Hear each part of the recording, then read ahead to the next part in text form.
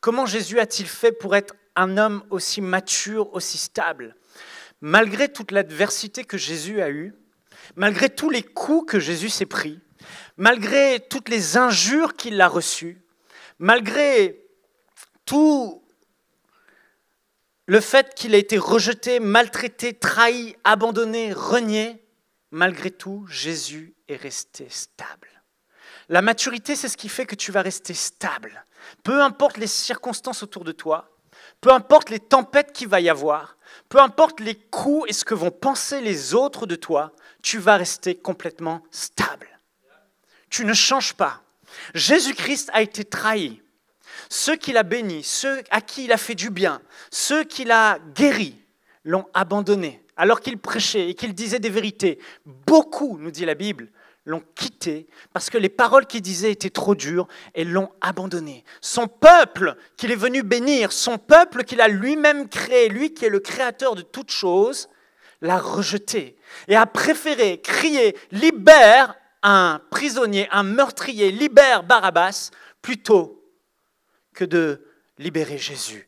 Crucifie-le. La foule criait « Crucifie-le ». La foule qui l'a béni criait « Crucifie-le ». Les plus hautes instances religieuses du pays, les personnes les plus haut placées du peuple juif, du peuple d'Israël, se sont retrouvés face à Jésus et ont traité Jésus de démon. Ils lui ont dit que c'est par la puissance des démons, par le prince des démons, que tu chasses les démons. Quelle insulte! Mais malgré le fait que tout le monde soit contre Jésus, malgré le fait que tous lui tournent le dos, malgré le fait que les religieux s'opposent à lui, malgré le fait que les personnes les plus haut placées, Hérode, les politiciens, les Romains, les chefs des pharisiens, repoussaient Jésus et rejetaient Jésus et étaient contre Jésus, Jésus restait stable, Jésus restait fort, Jésus restait solide, Jésus continuait à avancer sans reculer. Voyez-vous, quand les gens s'opposent à nous, les gens qu'on aime se détournent de nous, quand ceux qui sont avec nous même nous trahissent et nous renient et disent ne pas nous connaître, quand ceux à qui on fait du bien et qu'on aime nous tournent le dos, il faut beaucoup de maturité pour rester stable. Il faut de la maturité pour rester fort. Il faut de la maturité pour continuer à faire ce qu'on doit faire. Combien d'entre vous, à cause des autres, à cause de ce que les autres ont dit, à cause de ce que les autres ont pensé, ont fait marche arrière, ont abandonné, ont quitté des endroits, ont fait demi-tour, ont décidé d'arrêter la course. Jésus n'est pas simplement resté ferme. Jésus n'est pas simplement resté stable. Jésus est allé confronter et leur dire la vérité. Il se retrouve dans ce temple, il prend un fouet. Et avec ce fouet, il va chasser les vendeurs. Et il va dire, vous avez fait de ma maison, qui est une maison de prière, une caverne de voleurs. C'est la maturité. La maturité de Jésus se voyait par sa capacité à tenir ferme et à rester le même, peu importe ce que pensent les autres. Et on peut se dire aujourd'hui, mais quel est le secret de Jésus? Comment faisait-il face à une telle opposition, face à de telles injures, face à de tels blasphèmes contre lui? Comment faisait-il pour garder le cap, pour continuer, pour rester stable? Le secret de Jésus, le secret du Seigneur Jésus, c'est que Jésus ne cherchait pas à plaire aux hommes, mais il cherchait à plaire à Dieu. Et aujourd'hui, c'est le titre de mon message.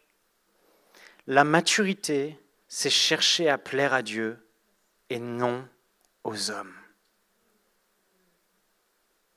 Jésus était beaucoup plus attaché à ce que pensait Dieu de ce que pouvaient penser les hommes. Jésus considérait davantage ce que pouvait penser son Père céleste et les paroles qu'il pouvait dire de ce que pouvaient penser les hommes et ce que les hommes pouvaient dire. La maturité, frères et sœurs, c'est faire ce choix de ne plus chercher à plaire aux hommes qui nous entourent, mais de chercher à plaire à Dieu. La motivation de Jésus, ce qui le drivait, ce pourquoi il faisait les choses, ce pourquoi il servait, ce pourquoi il avançait sur cette terre, ce pourquoi il est venu, ce pourquoi il continuait, ce pourquoi il se donnait, ce pourquoi il priait, ce pourquoi il se consacrait, ce pourquoi il se levait, ce pourquoi il ne lâchait pas, ce pourquoi il n'abandonnait pas, c'est parce que dans son cœur, il y avait un seul désir, celui de faire la volonté de son Père qui l'avait envoyé. La maturité, c'est chercher à plaire à celui pour qui on a été créé. La maturité, c'est chercher à plaire à son Dieu. Chercher à plaire à ton Père céleste. C'est ce qui faisait que Jésus ne pouvait pas chanceler. Jésus ne pouvait pas varier. Jésus ne changeait jamais. Voyez-vous pourquoi les gens changent et pourquoi les gens sont émotionnels? C'est parce que, comme les politiciens, ils cherchent à plaire aux hommes. Mais les hommes changent. Et quand tu veux plaire aux hommes, un jour, tel homme veut ça, alors tu es comme ça. Alors pour plaire à l'autre, un autre veut ça, alors tu es comme ça. Et tu es constamment émotionnel, et tu changes d'avis, et tu changes de comportement, et tu changes de réaction, parce que tu veux plaire aux autres. Mais ce n'est pas possible de plaire à tout le monde. Mais lorsque tu choisis de plaire à Dieu, lorsque tu comprends que ce qui est important, et ce qui est vital, ce n'est pas de choisir de plaire aux hommes, mais de choisir de plaire à Dieu, dans lequel il n'y a ni ombre de variation, ni changement. Celui qui a été, qui est et qui sera toujours le même. Celui qui ne change pas. Lorsque ton cœur est attaché à lui, lorsque c'est lui que tu vois, lorsque c'est lui dont tu as conscience au quotidien, lorsque tu es face à une situation, il n'est plus question des hommes qui sont là et de savoir ce que pense Bob et ce que pense Jacques et ce que pense Pierre et ce que pensent les Juifs et ce que pensent les pharisiens. La seule chose qui compte, c'est de faire ce qui est juste, ce qui est vrai, ce qui est dans la volonté de Dieu, ce qui est agréable, ce qui est parfait et ce qui est bon. Jésus n'était jamais drivé par le fait de se dire qu'est-ce que lui pense et qu'est-ce que lui pense et je vais agir comme eux veulent. Ce qui le drivait, c'était toujours son Père, plaire à Dieu. Et il connaissait ce que son Père voulait. Il connaissait la parole de Dieu. Il connaissait la volonté de son Père. Et c'est ce qui faisait qu'il était stable. Plaire aux hommes rendra la stabilité et la maturité impossibles. On a vu que si on ne maîtrise pas sa langue, on ne peut pas être mature. Et aujourd'hui, la parole de Dieu veut nous dire, le Saint-Esprit veut nous dire, plaire aux hommes rendra la maturité dans ta vie impossible. À moins que tu ne meures au désir de plaire aux hommes, au désir d'être accepté par les autres, au désir d'être aimé par les autres, au désir d'être acclamé par les autres, au désir d'être honoré par les autres, jamais tu ne pourras réellement devenir mature. Parce qu'il y aura toujours quelque chose en toi qui cherchera à faire du compromis pour plaire aux autres. Mais celui qui cherche à plaire à Dieu sera toujours constant dans ses voies. Jésus a dit dans Matthieu chapitre 6 et au verset 24, « Personne ne peut servir deux maîtres, car ou il détestera le premier et aimera le second, ou il s'attachera au premier et méprisera le second. Vous ne pouvez pas servir Dieu et l'argent. » Remarquez cette vérité que Jésus dit. Dieu seul mérite d'être ton maître. Dieu seul mérite d'être celui qui dirige ta vie. Le maître, c'est celui qui dirige ta vie. Chaque être humain a un maître. Chaque personne se laisse diriger par quelque chose de supérieur qui le dirige. Si ce n'est pas Satan, si ce n'est pas l'argent, si ce n'est pas les hommes, si ce n'est pas une femme, il y a quelque chose qui va toujours diriger le cœur d'un homme. Jésus voyait cette foule, et il voyait cette foule passer leur temps à réfléchir sur comment gagner plus d'argent, dépenser toute leur énergie pour avoir plus d'argent, de biens, de richesses. Jésus voyait cette foule et il ne réalisait pas à quel point leur comportement était conditionné par le fait qu'ils avaient un maître qui décidait ce qu'ils faisaient, qui décidait de comment ils géraient leur temps, qui décidait de où ils investissaient leur temps, qui décidait de leur agenda, qui décidait même de ce qu'ils faisaient comme choix dans la vie. Et Jésus va leur dire, votre maître, c'est l'argent. Mais dans ce passage, Jésus va affirmer une grande vérité. Il va dire, il est impossible d'avoir deux maîtres. Jésus dit, et il affirme, il est impossible d'avoir deux maîtres. Il est impossible d'avoir deux choses ou deux personnes qui dirigent notre vie. C'est un fait, ce n'est pas possible. Ou il haïra l'un et il aimera l'autre, ou il s'attachera à l'un et il méprisera le second.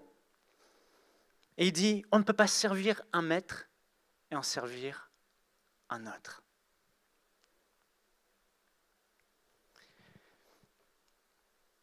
La réalité, c'est que de la même manière que beaucoup étaient esclaves de l'argent et ne pouvaient pas faire la volonté de Dieu et faire la volonté de l'argent qui drivait leur vie, de la même manière, nous ne pouvons pas avoir comme maître les autres et être esclaves des autres et à la fois être esclaves de Dieu et faire la volonté de notre Dieu. C'est impossible.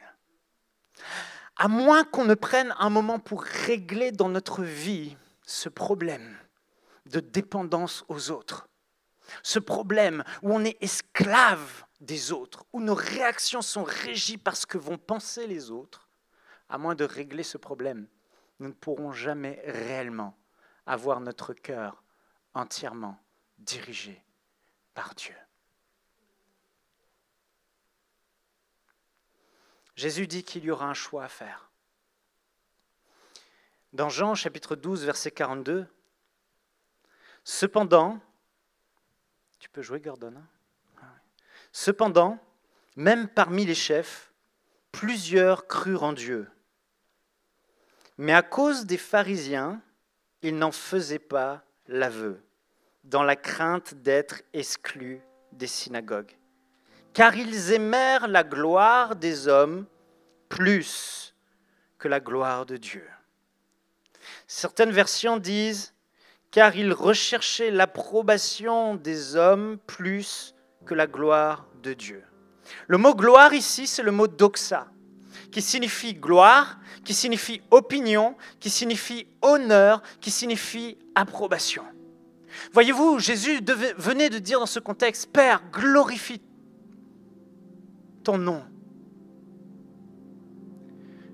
Il disait, « Père, glorifie-moi. » Et une voix s'est fait entendre comme un tonnerre, et la voix du Père a dit, « J'ai glorifié ton nom et je le glorifierai encore. » Certains pensaient que c'était les anges, d'autres disaient que c'est la voix de Dieu, d'autres disaient que c'est le tonnerre.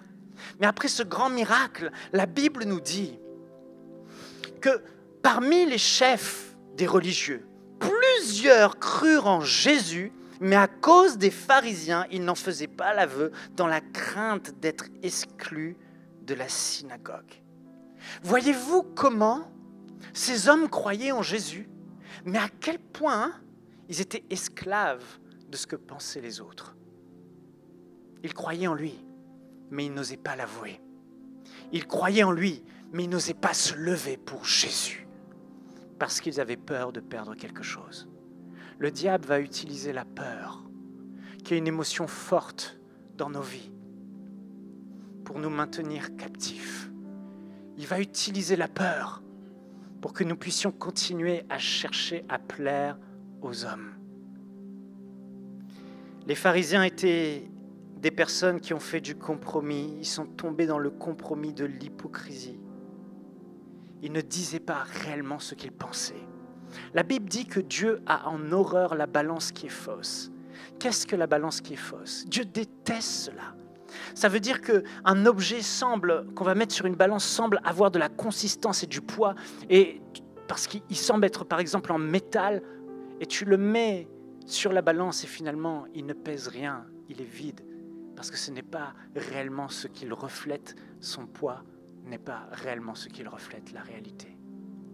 Tellement de personnes tombent dans le compromis de l'hypocrisie, parce que dans leur cœur, ils n'ont pas réglé cette chose.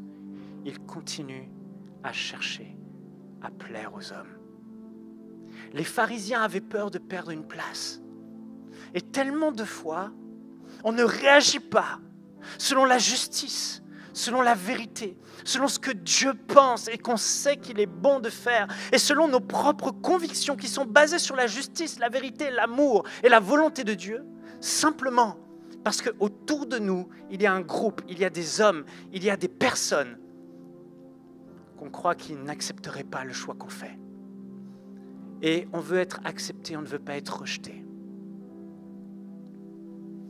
Les pharisiens n'ont pas écouté leur cœur, ils n'ont pas écouté leurs convictions parce qu'ils étaient esclaves des hommes. Ils craignaient plus le mécontentement de l'homme qu'ils ne craignaient le mécontentement de Dieu. Ils avaient plus conscience de la crainte des hommes et de la présence des hommes que la conscience de la crainte de Dieu et de la présence de Dieu dans leur vie. Peur de perdre une place, peur de perdre son gagne-pain, peur d'être rejeté, peur de ne plus être honoré, peur de ne plus avoir les premiers rangs, les premières places, peur d'être seul. Combien de fois on a été émotionnel dans nos vies? Combien de fois on a fait les mauvais choix? Parce qu'au fond de nous, il y a encore un maître qui règne. Et ce maître, c'est ce que pensent les autres autour de nous. Lorsqu'on est libéré de ce que pensent les autres de nous, lorsqu'on est affranchi de cela, on est réellement libre. Et on devient réellement cette personne qui peut être une personne mature et stable. Parce que ce qui compte, c'est ce que Dieu pense. Ce qui compte, c'est ce que Dieu dit. Ce qui compte, c'est ce que Dieu est pour moi.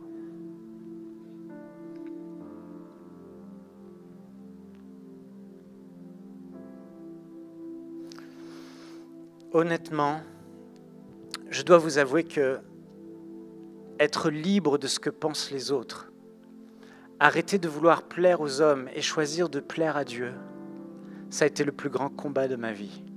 Ça a été le plus difficile. Et j'y travaille encore aujourd'hui. Mais gloire à Dieu, j'y vais de gloire en gloire.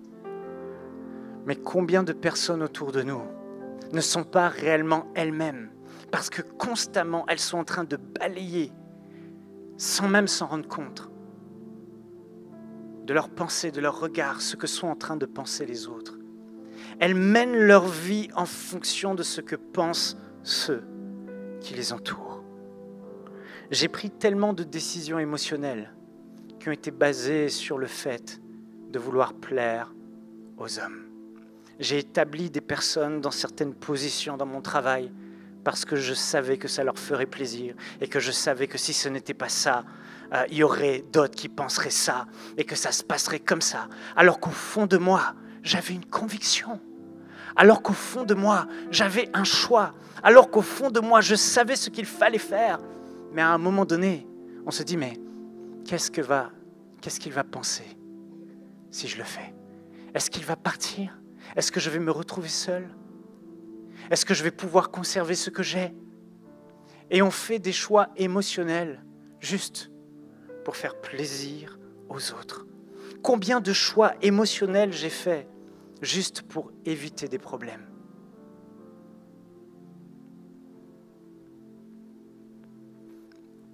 La peur de décevoir l'autre, la peur d'être rejeté, la peur de se retrouver seul, de ne plus être considéré. Et vous savez, à un moment donné, j'étais acculé, j'ai reculé, et Dieu m'a mis contre le mur, et j'avais plus d'endroit où aller. Et il m'a montré 5 choses. Il m'a dit, Michael, si tu ne règles pas La première chose qu'il m'a dit, c'est qu'il déteste ça dans ma vie. Il m'a dit qu'il a en horreur le fait que son enfant, son fils, cherche encore à plaire aux hommes.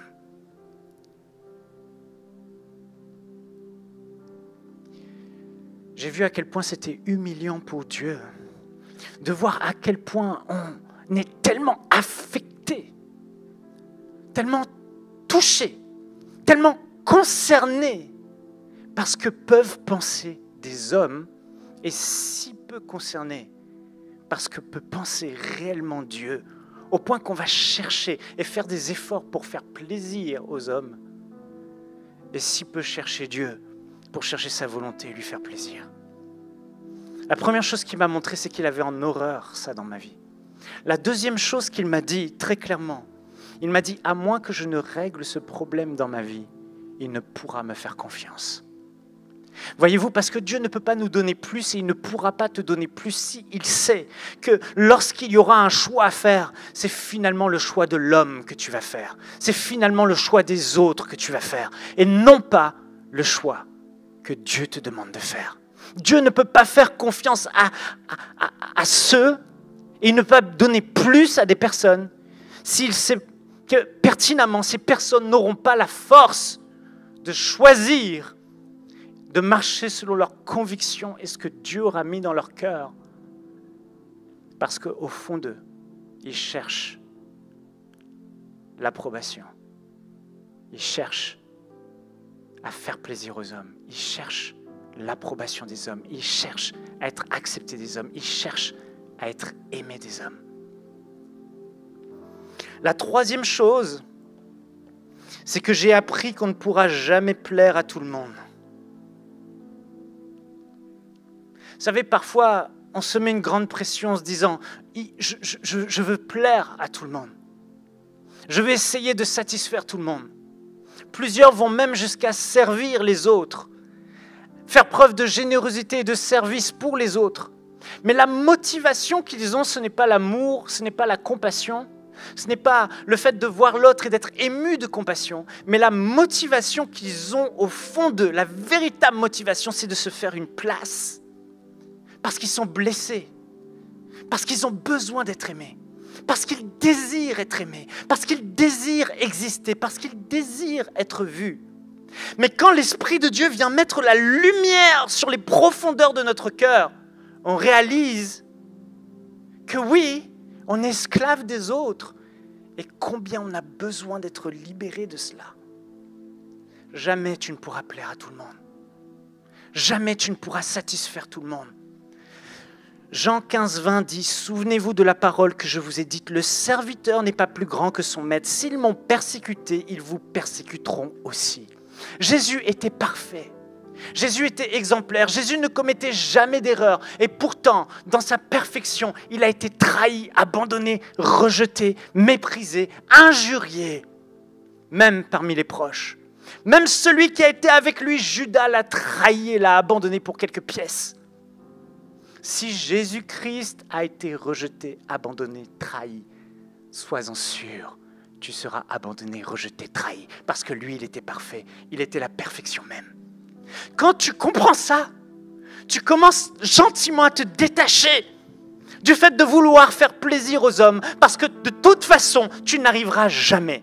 De toute façon, tu seras trahi. De toute façon, tu seras blessé. De toute façon, ces mêmes hommes de qui tu as cherché l'amour, ces mêmes personnes que tu as essayé d'exister dans leur environnement, ils vont, peut-être même eux, les plus proches, ceux que tu as le plus aimé, te laisser tomber. Le serviteur n'est pas plus grand que son maître. Si Jésus est passé par là, nous passerons aussi par là. La quatrième chose que j'ai appris, c'est que ce n'est pas à des hommes que je rendrai compte. Ces hommes pour qui on a tellement pleuré, ces gens qui nous ont fait tellement pleurer, ces gens à qui on a tellement cherché à plaire, finalement, au bout de la course, ils ne seront pas là. Au bout de la course, celui à qui je devrais rendre des comptes, c'est Dieu et Dieu seul. Lorsque je me retrouverai face au tribunal de Christ, si je suis en Christ, si je suis enfant de Dieu, si tu es né de Dieu, si tu es enfant de Dieu, si tu es chrétien, tu vas te retrouver à un moment donné en face du tribunal de Christ. Toutes ces choses pour lesquelles on s'est battu sur cette terre, toutes ces choses qu'on a désirées, toutes ces choses qui ont fait la guerre à notre âme, toutes ces choses pour lesquelles on a lutté, qu'on a désiré, et toutes ces choses ne seront plus là. On partira et il n'y aura rien d'autre. Il n'y aura plus ces autres autour de nous. La seule personne face à qui on va se retrouver, celui dont les yeux sont semblables à des flammes de feu et qui sondent les profondeurs de ton être, quand il va te regarder, il va tout voir et tout sera mis à nu. Les motivations, les raisons pour lesquelles on a fait les choses. Est-ce que la source c'était l'amour ou la source c'était autre chose? Tout sera mis à nu devant lui. Et la seule chose qui comptera à ce moment-là, toutes ces choses pour lesquelles on a travaillé si fort ne seront plus là. La maison ne sera plus là, la voiture ne sera plus là. Les gens ne seront plus là. La seule chose qui restera, c'est Jésus-Christ de Nazareth. Que dira le Maître? Quel regard posera-t-il sur moi? Est-ce qu'il va sourire ou est-ce que j'aurai à rougir? Est-ce que je serai sauvé comme par le feu? Est-ce que je serai sauvé, mais je vais sortir du tribunal de Christ en pleurant, en rentrant au paradis en pleurant, parce qu'au final, j'aurais échoué et j'aurais cherché à plaire aux hommes. Ces hommes ne seront plus là. Ces femmes ne seront plus là. Ces personnes que tu admires et pour qui tu as tellement d'admiration et que tu regardes en disant « Waouh, j'aimerais être comme eux », ils ne seront plus là. Il n'y aura que Jésus. Et c'est son regard qui comptera, son approbation. Et ceux qui n'ont pas Christ, eux comparaîtront non pas au tribunal de Christ pour être récompensés et jugés par Jésus, pas pour être condamnés, mais jugés pour les œuvres et récompensés selon ce qu'ils auront fait. Mais ceux qui ne sont pas en Christ comparaîtront devant le grand trône blanc de Dieu. Et eux aussi auront des comptes à rendre. La Bible dit chacun pour lui-même. On ne pourra pas dire « Ah, mais c'est à cause de Ève ». On ne pourra pas dire « Ah, c'est à cause de lui ». Chacun rendra compte pour lui-même. Alors, quand on réalise l'éternité, qu'on réalise qu'on sera simplement devant lui, une seule chose compte, frères et sœurs, c'est de lui plaire à lui, c'est de lui être agréable à lui, c'est de faire sa volonté à lui. Les hommes, peu importe. J'ai appris à me défaire du comportement d'enfant pour devenir un homme mature.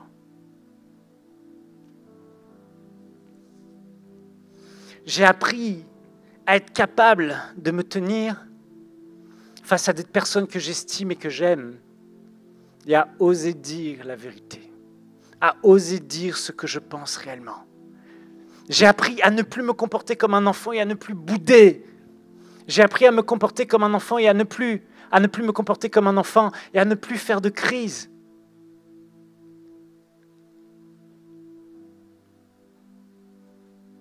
Parce que j'ai appris que ce qui compte, c'est de plaire à mon Dieu et de faire sa volonté. Alors, j'ai écrit quelques signes qui montrent qu'on n'est pas encore libre de ce que pensent les autres. Alors, je vais vous lire quelques-uns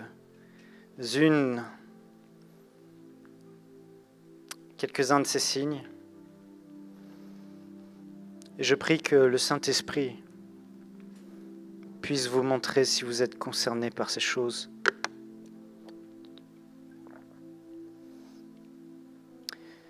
Voici quelques signes qui montrent qu'on n'est pas encore libre de ce que pensent les autres. Si je suis affecté par ce que les autres pensent de moi et disent de moi, est-ce que je suis susceptible quand il s'agit de recevoir les remarques des autres?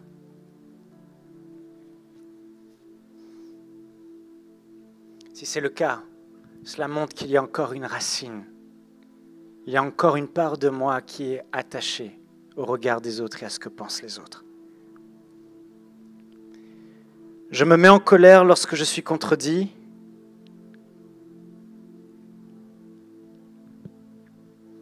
Par les autres, particulièrement quand c'est une contradiction publique.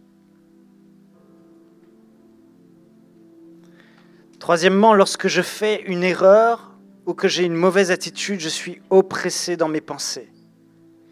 Qu'est-ce qu'ils vont penser de moi?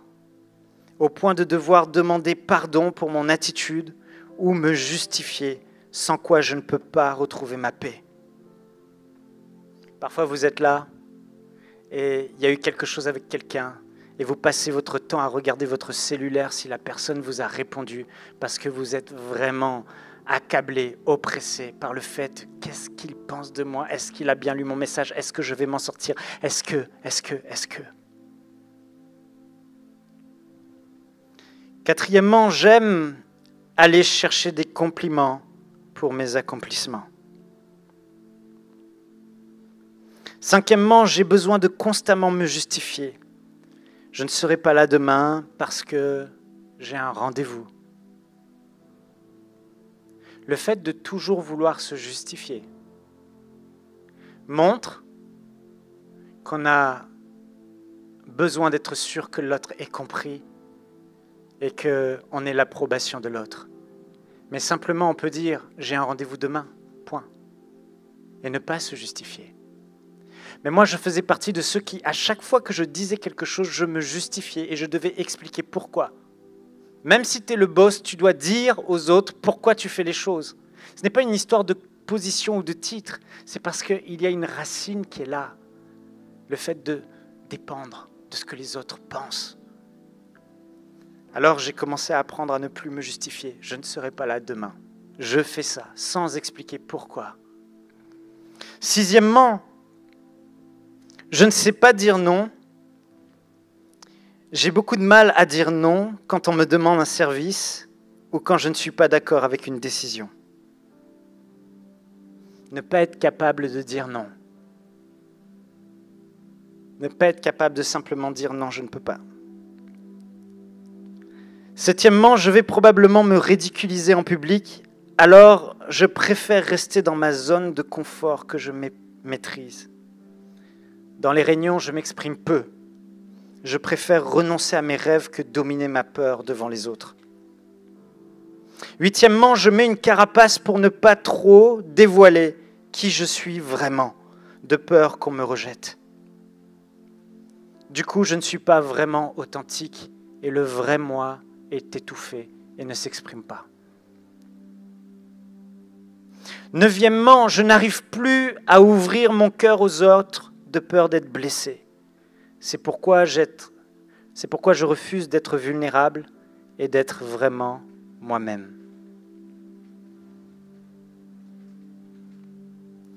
Dixièmement, j'évite les conflits plutôt que de chercher à les résoudre. J'ai inconsciemment peur de la confrontation. Onzièmement, je dois faire attention à ne rien dire qui pourrait me mettre dans un conflit. Douzièmement, j'ai tendance à dire aux autres ce que je crois qu'ils ont envie d'entendre et non ce que je pense vraiment. Treizièmement, je cherche plus à connaître les opinions des autres sur ce sujet que de chercher à savoir ce que Dieu, lui, pense.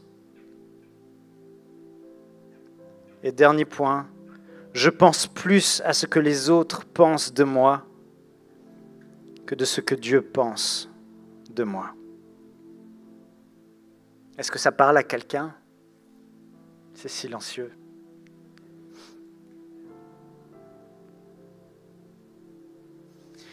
Alors, qu'est-ce qu'il faut faire pour arrêter de vouloir plaire aux hommes et de commencer à chercher réellement à plaire à Dieu et à Dieu seul? L'apôtre Paul dit dans 1 Corinthiens au chapitre 13 et au verset 11, je vais lire dans la version Summer, « Lorsque j'étais enfant, je parlais comme un enfant, je pensais et je raisonnais en enfant. Une fois devenu homme, je me suis défait de ce qui est propre à l'enfant. » Regardez ce que Paul dit, « Lorsque j'étais enfant, je parlais comme un enfant, je pensais comme un enfant, je raisonnais en enfant, mais une fois devenu homme, je me suis défait de ce qui est propre à l'enfant. » Vous savez, les enfants, ce sont ceux qui vivent pour le regard des autres. ils sont prêts à mentir et à faire du compromis pour garder une bonne image. Ils sont prêts à dire est-ce que tu as vu le dernier film? Récemment, mon fils disait qu'il y avait un enfant ils avaient une discussion sur un film, je ne sais plus lequel, et cet enfant disait moi je l'ai vu. Et puis les autres enfants disent tu l'as vu? Alors est-ce que tu peux me dire une scène de ce film? Et l'enfant est parti en courant parce qu'il ne l'avait pas vu. C'est ça les enfants. Les enfants vont critiquer tout ce que les autres sont en train de faire, la manière dont il est en train de concevoir le jeu avec ses camarades, simplement parce qu'il veut que ce soit sa manière de faire, parce qu'il veut avoir l'attention. Donc il rabaisse les autres, il critique les autres pour que l'attention revienne sur lui, pour s'élever lui. Un enfant ne va pas faire les choses par compassion pour les autres, ça peut arriver, mais la plupart du temps, il fait les choses pour être aimé des autres, parce qu'il n'a pas encore compris que l'amour est inconditionnel. Il pense que l'amour se mérite. Alors ce qui le motive, c'est être accepté, être aimé.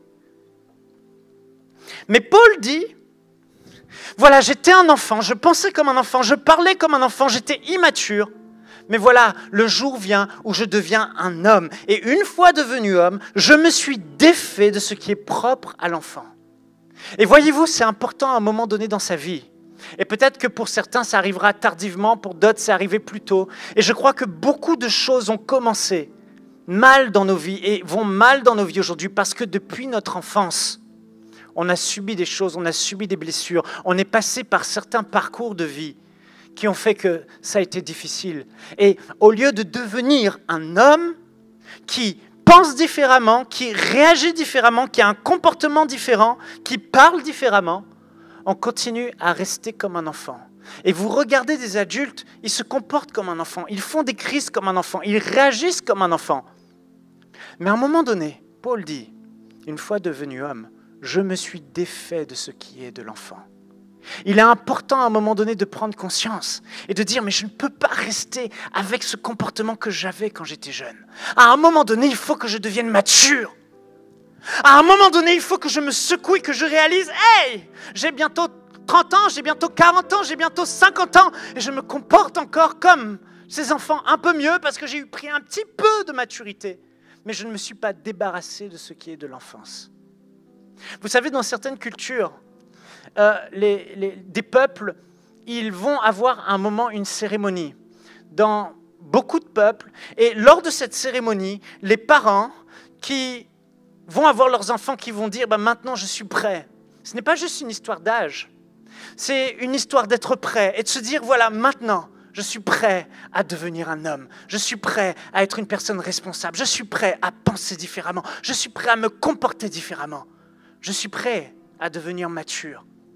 Eh bien, à un moment donné, dans ces cultures, ils vont avoir une cérémonie et une épreuve. Certains peuples, ils vont devoir tuer un requin à main nue. J'ai regardé le reportage. Alors, ils vont sur une petite pirogue et ces jeunes vont risquer leur vie pour tuer un requin. Et à moins qu'ils ne tuent et n'attrapent un requin dans leur pirogue à main nue, ils ne pourront pas être reconnus comme des hommes et être des hommes. Dans d'autres cultures, c'est d'autres choses. Mais après, il y a une cérémonie où les parents viennent et reconnaissent que leur enfant n'est plus leur enfant et qu'il est devenu un homme, il est devenu une femme mature. Mais dans notre culture, on ne nous a pas toujours appris ça et il n'y a pas eu ce moment de transition. Aujourd'hui, dans ta vie, est-ce qu'il y a eu ce moment de transition? Est-ce qu'il y a eu cette prise de conscience où il n'est plus question d'être un enfant? Maintenant, tu es un homme. Maintenant, tu es une femme. Maintenant, il faut se débarrasser de ce qui est de l'enfance. Et c'est là où tout peut basculer dans ta vie. Quand tu prends conscience que ton comportement doit changer. Quand tu prends conscience que tu ne peux plus réagir comme un enfant en fonction de ce que les autres pensent, mais qu'il est temps maintenant de devenir mature et de réagir en fonction de ce qui est juste, en fonction de ce qui est vrai, en fonction de ce qui est bon, de ce qui est agréable et ce qui est parfait. Il n'est plus question de tes émotions face à un choix, mais il est question de se dire qu'est-ce qui est juste de faire? Qu'est-ce qui est la vérité? Qu'est-ce que Dieu veut réellement que je fasse? C'est ça, devenir un homme. Mais il faut se défaire des choses de l'enfance. Il faut renoncer. Et la maturité commence par ce choix. Le choix de devenir un homme. L'apôtre Paul disait, soyez des hommes, fortifiez-vous, soyez des hommes. La maturité est un choix et tout commence par ce choix. Le choix de décider d'arrêter d'être comme un enfant. Le choix de décider d'arrêter de me comporter comme un enfant. Et quand j'ai réalisé cela, j'ai dit, Seigneur, je te demande pardon, ce n'est plus possible que Michael, avec l'âge que j'ai, puisse demeurer exactement avec un comportement d'enfant. Ce n'est plus possible. Je choisis maintenant de ne plus plaire aux hommes. Je choisis de me libérer de ce que pensent les autres. Est-ce que quelqu'un comprend ce que je dis?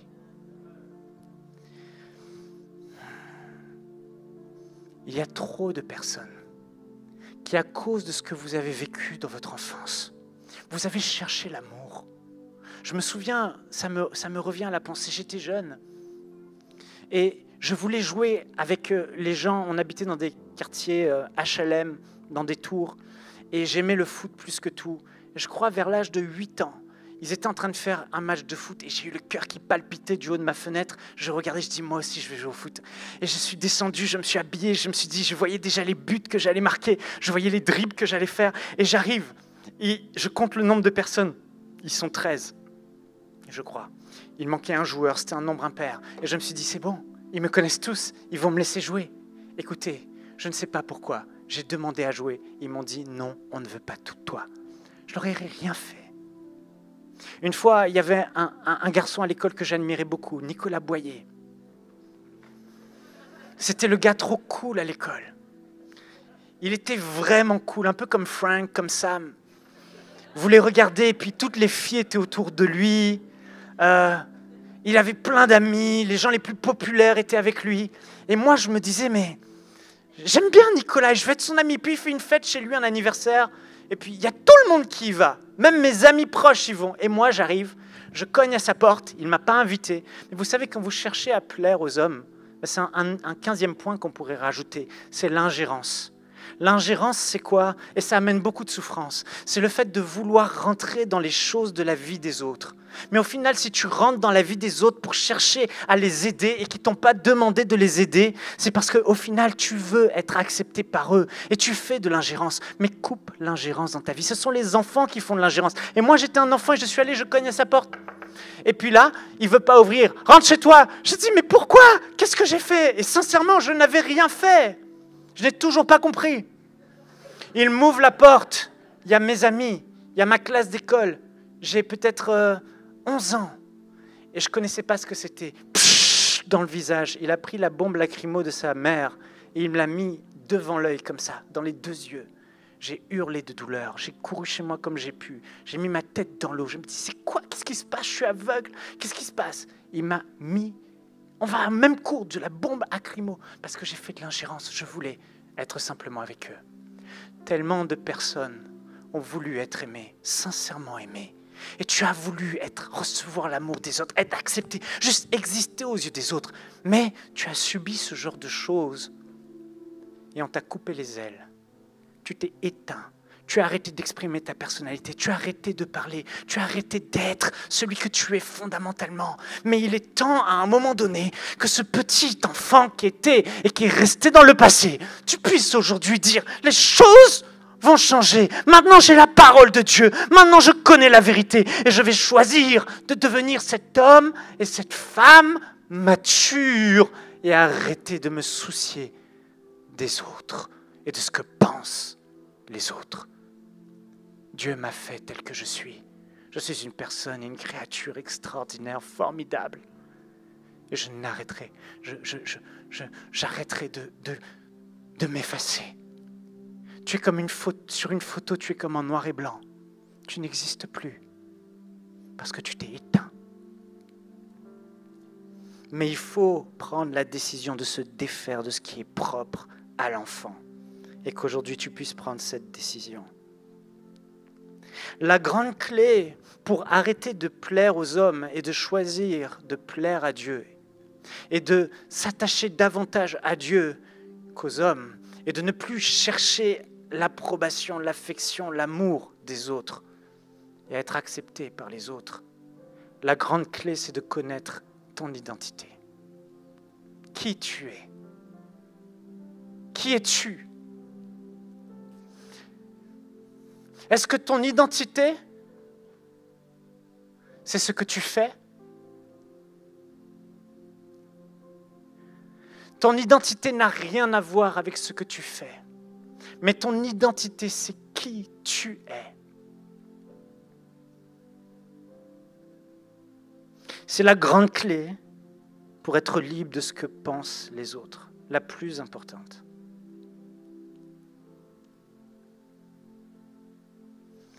Beaucoup de personnes, pour être aimées, pour être acceptées, pour être honorées, pour être acclamées, vont se donner à faire toutes sortes d'œuvres, vont se donner à faire toutes sortes d'actions et plein de choses.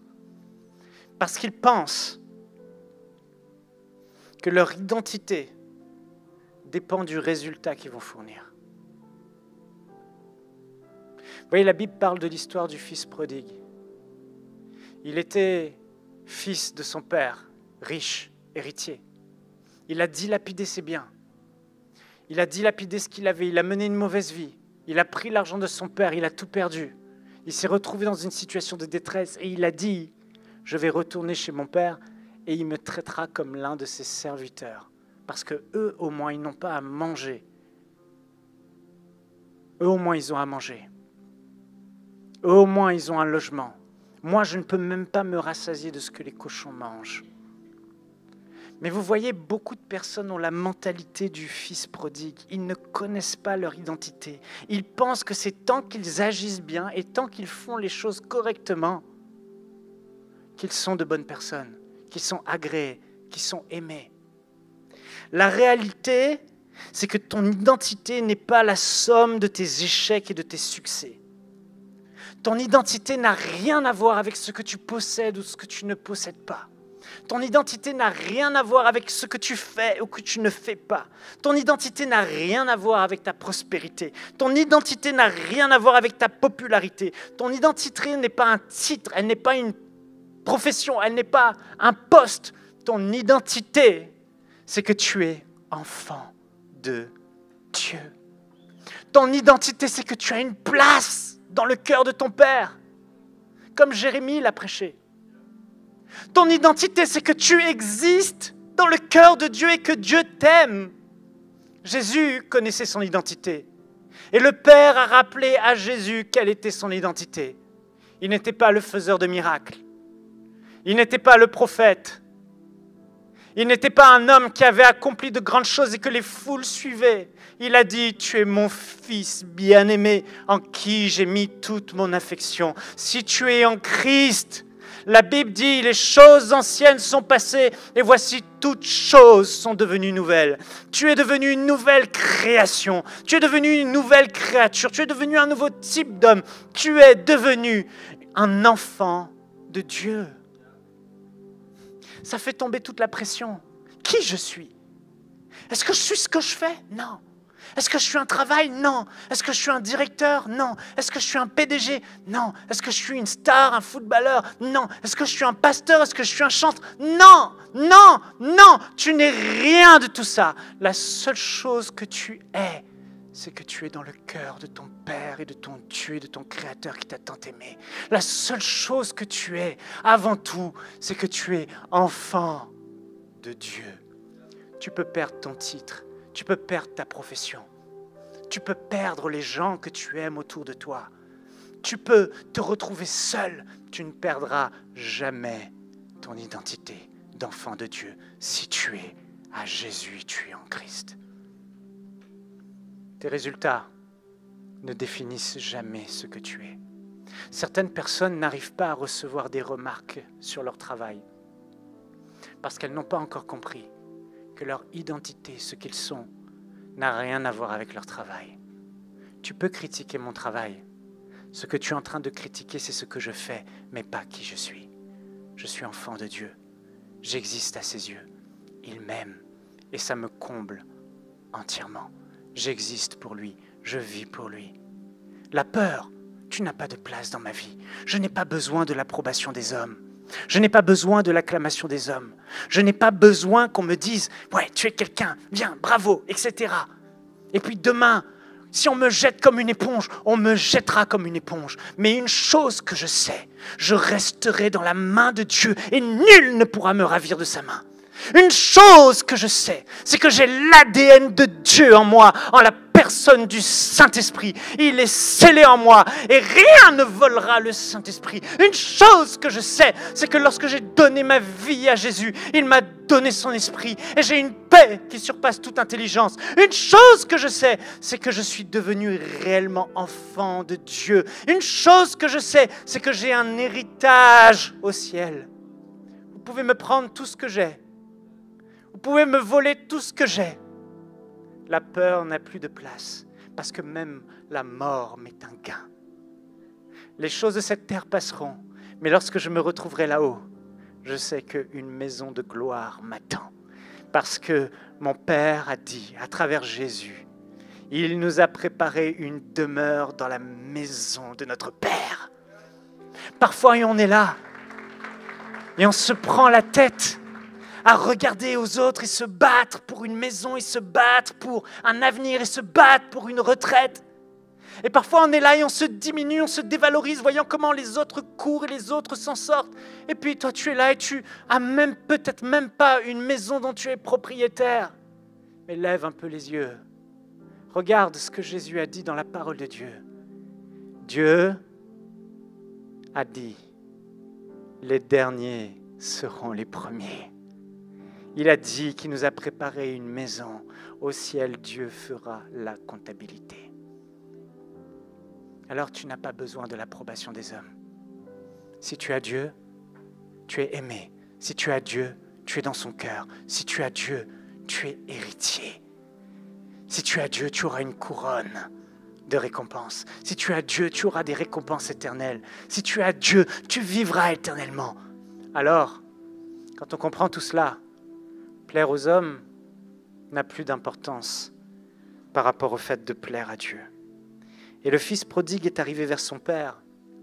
Et son père lui a dit, mais mon fils, pourquoi tu me demandes de te traiter comme un de mes serviteurs? Tu es mon fils. Peu importe ce que tu as fait.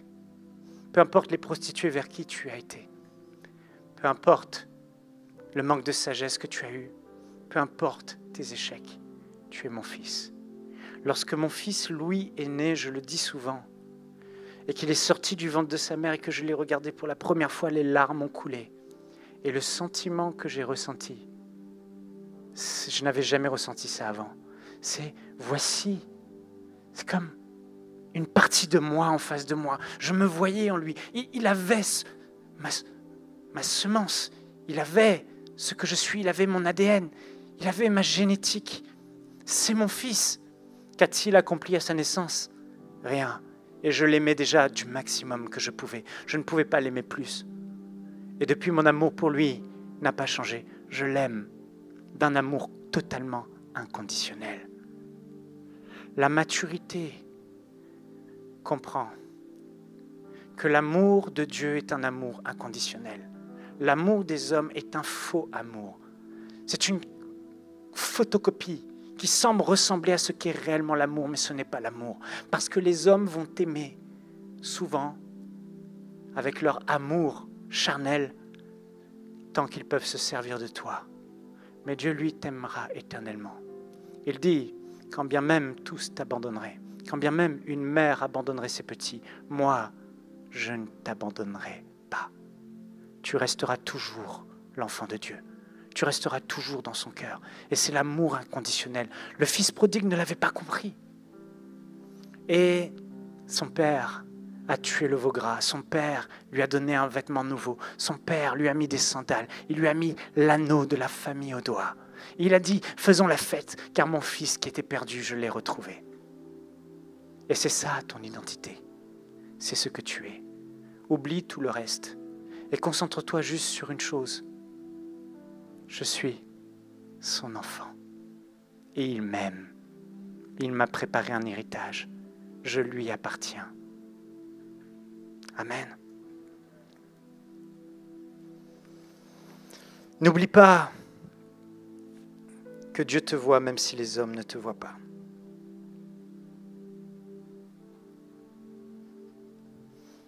Actes chapitre 4 au verset 34. Car il n'y avait parmi eux aucun indigent. Tous ceux qui possédaient des champs ou des maisons les vendaient et apportaient le prix de ce qu'ils avaient vendu et le déposaient aux pieds des apôtres. Et l'on faisait la distribution à chacun selon qu'ils en avaient besoin. À l'époque, les personnes vendaient leurs maisons, leurs propriétés, leurs champs, et ils prenaient tout l'argent et l'amenaient aux pieds des apôtres pour que cet argent puisse servir aux indigents et donner aux pauvres. Et voilà qu'il y a un homme et une femme qui s'appellent Ananias et Saphira. Dans Actes chapitre 5, verset 3, quelques versets plus loin, on voit que Ananias et Saphira ont vu tous ceux qui donnaient de l'argent, tous ceux qui vendaient leurs propriétés, et ils prenaient tout l'argent de la vente et l'amenaient aux pieds des apôtres, et ils se sont dit, nous, on va aussi faire la même chose. Mais au final, ils n'étaient pas prêts à donner tout l'argent de la vente, donc ils ont vendu, ils ont pris l'argent, ils ont gardé une partie pour eux, et ils sont allés amener le reste de l'argent aux pieds des apôtres, voulant faire comme les autres pour plaire aux hommes, et ils ont fait croire que c'est tout le prix de la vente qu'ils ont amené aux pieds des apôtres. Donc on va dire, oui, c'est peut-être un petit mensonge, c'est un petit compromis, mais voyez-vous ce que plaire aux hommes est capable de nous faire faire? Voyez-vous comment les gens peuvent tomber dans le péché simplement parce qu'ils ont honte ou parce qu'ils ont envie d'être acceptés ou simplement parce qu'ils ont envie de faire comme les autres ou être honorés? Acte 5.3 dit, Pierre lui dit, Ananias, pourquoi Satan a-t-il rempli ton cœur au point que tu mentes au Saint-Esprit et que tu aies retenu une partie du prix du champ? S'il n'eût pas été vendu, ne te resterait-il pas? Et après qu'il ait été vendu, le prix n'était-il pas à ta disposition? Comment as-tu pu mettre en ton cœur un pareil dessein? Ce n'est pas à des hommes que tu as menti, mais à Dieu. Ils ont oublié que Dieu les voyait. Et je vais finir avec ce point. J'en avais d'autres, mais je vais m'arrêter là.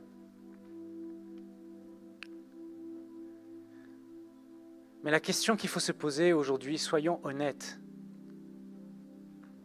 Quelle est la conscience de Dieu que tu as?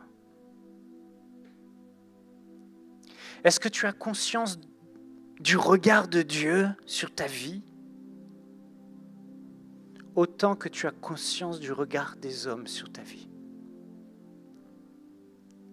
Ananias et Saphira ont pensé aux hommes à ce moment-là. Ils ont fait un mensonge. Certains pourraient dire que c'est des demi-vérités, ça reste des mensonges.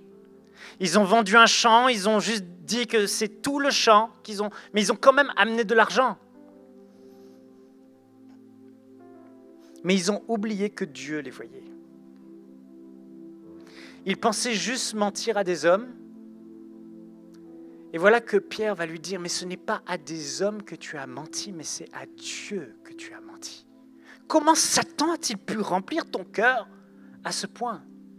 Je ne sais pas si ça vous est déjà arrivé, mais je me suis retrouvé dans des situations, alors que j'étais chrétien, né de nouveau, enfant de Dieu, mais je me retrouve face à une situation, et là, on me dit quelque chose, et ma langue trébuche, je vais dire ça comme ça, et je vais dire une demi-vérité, ou je vais exagérer, ou je vais peut-être dire un petit mensonge, et ma conscience me reprend, au point où après avoir raccroché le téléphone, j'appelle cette personne pour lui dire « Excuse-moi, je n'ai pas été vraiment honnête avec toi, mais j'aimerais te dire que quand je t'ai dit ça, ce n'était pas vraiment ça. La vérité, la pleine vérité, c'est ça. » Et vous savez comment on peut faire ce genre de choses? C'est parce qu'au final, oui, on sait que la personne, elle nous a cru. Et Ananias et Saphira pensaient que Pierre allait les croire. Ananias et Saphira se disaient « Bon, je le fais, mais personne ne verra. » Puisque personne ne sait quelle était la valeur de notre champ. Mais Pierre va dire, ce n'est pas à des hommes que tu as menti, mais à Dieu. Les pensées qui vous ont animé ne sont pas des pensées humaines, mais c'est Satan qui a rempli votre cœur de ces pensées. Parfois, on est là et parce qu'on cherche à plaire aux hommes et on pense aux hommes, on oublie de penser à Dieu et de plaire à Dieu. Mais souvenez-vous ce soir d'une chose, Dieu nous voit même si les hommes ne nous voient pas. Dieu voit ce que tu fais dans le secret même si les hommes ne te voient pas. Jeunes gens, Dieu vous voit même si vos parents ne vous voient pas. Dieu voit ce qui se passe dans ta chambre. Dieu voit ce qui se passe quand tu es seul. Dieu voit ce qui se passe le soir. Dieu voit où tu mets tes pieds et où tu vas. Dieu voit chaque parole que tu dis. La Bible dit même que chacun des actes qu'on pose est écrit dans un livre. Chacun des mensonges, chacun des vols, chacun des tromperies, chacun des manques d'honnêteté. Mais où sont les gens intègres aujourd'hui ? Qui se lèvera pour dire la vérité, défendre la vérité quand il a honte et il se retrouve dans une situation où plaire aux hommes est plus important que plaire à Dieu et ils camouflent leurs péchés en se disant c'est bon. Mais Dieu voit. Dieu voit. L'intimité avec Dieu dans la prière, c'est ce qui fera que tu vas développer cette conscience de Dieu dans ta vie. Si aujourd'hui, en m'écoutant, tu réalises, oui, mais moi, je plais aux dieux, je plais aux hommes, je cherche à plaire aux hommes, moi aussi, je fais du compromis. Adam a fait un compromis avec Ève pour plaire à sa femme. Aaron, alors que Moïse était parti quelque temps, juste 40 jours, sur la montagne en feu, et tout le peuple qui disait « acclamez Dieu, louez Dieu, célébrez Dieu, le Dieu qui nous a donné la grande victoire, celui qui nous a fait traverser la mer Rouge », ils célébraient Dieu chantant des cantiques, mais 40 jours plus tard, c'est comme si Dieu n'était plus là. Et ils disent à Aaron, fais-moi un veau d'or. Et Aaron va faire un veau d'or. Aaron, celui qui était le porte-parole de Moïse. Tout ça pour faire comme les autres. Tout ça pour faire plaisir aux autres. Tout ça parce que les autres ont dit de faire. Aujourd'hui, fais le choix de la maturité. Prends cette décision de plaire à Dieu et de ne plus plaire aux hommes. Et pour cela, tu vas devoir développer une réelle intimité avec Dieu. C'est le seul moyen, connaître ton identité. Mais on dit loin des yeux, loin du cœur. C'est-à-dire que si on ne passe pas de temps en communion avec une personne, on finit par oublier cette personne.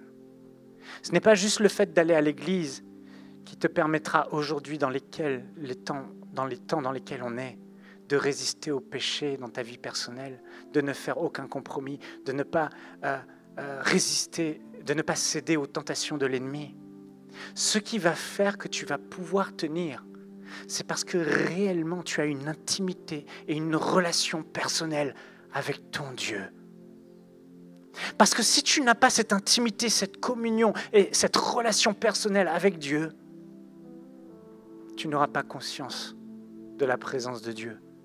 Au moment où tu vas être tenté, tu vas oublier que ton Dieu te voit. Et ce ne sera pas si important de lui obéir et de lui être agréable. Et plus tu auras une intimité avec Dieu dans la prière, plus tu développeras cette conscience. Et si tu sais que Dieu est là, tu chercheras à lui plaire.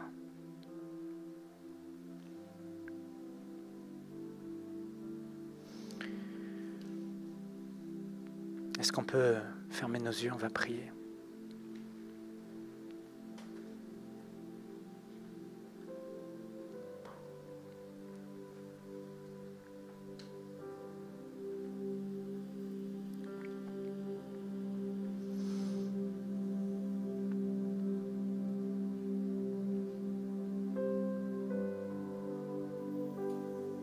Seigneur, merci pour ta présence.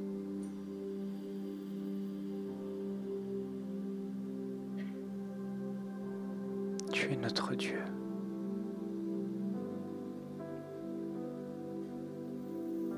Et aujourd'hui, nous voulons prendre cette décision pour la maturité. Aujourd'hui, nous voulons décider de devenir ces hommes, ces femmes qui ne cherchent plus à plaire aux hommes, qui ne cherchent plus à plaire aux autres, qui ne cherchent plus à être aimés, qui ne cherchent plus leur affection. Mais on veut avant tout, Seigneur, chercher à te plaire.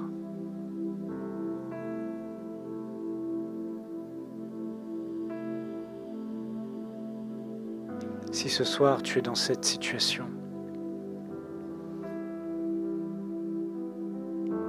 et tu te dis, mais je réalise que dans mon cœur, les hommes, les autres ont pris une trop grande place. Une place même supérieure à celle de Dieu. Et aujourd'hui, tu veux changer, prendre cette décision.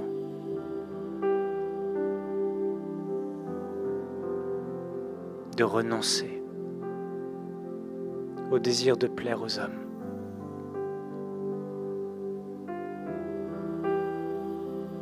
Fais cette prière après moi, de tout ton cœur. Seigneur Jésus,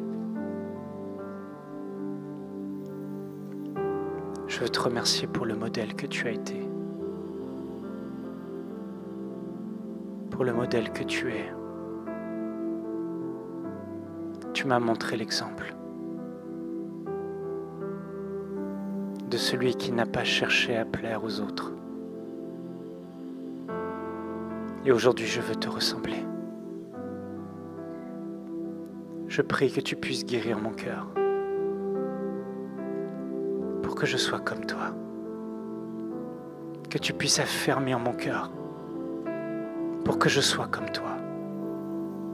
Père Céleste, au nom de Jésus, je renonce à ce qui est de l'enfance aujourd'hui.